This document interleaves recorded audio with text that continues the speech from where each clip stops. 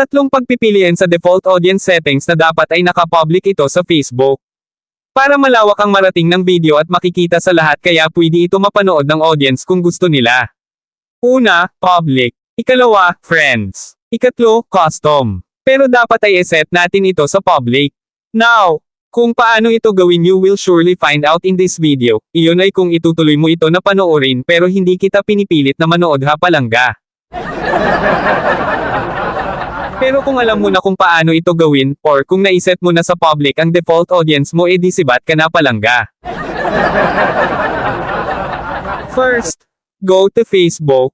Tap 3 lines above or menu. Tap, Settings.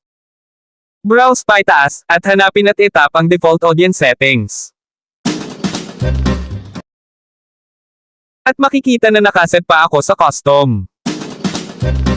Now, ililipat ko ito sa public para makikita sa lahat, kaya malaki ang chance na panoorin ang video natin kung gusto nila. Then, click next below. And click below, ang confirm button. Now, makikita na natin na default audience updated. This time, tingnan na natin sa default audience kung naiset na natin sa public. At iyan boom! Naiset na sa public at visible na ito saan mang lupalop ng mundo, at pwede na makita ang ating video pero hindi garantiya na panoorin nila ang video natin.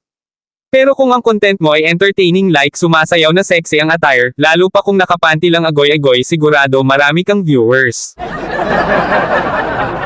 Pero ako malabo, tutorial kasi ang content ko. Pero kayo pwede nyo gawin ang content na iyan, kasi kahit anong language ang gamitin mo maiintindihan nila dahil katawan mo naman ang tinitingnan sa iyo di ba palangga?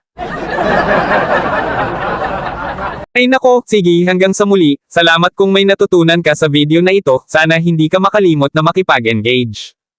Once again dyan lang kayo at syempre dito naman ako.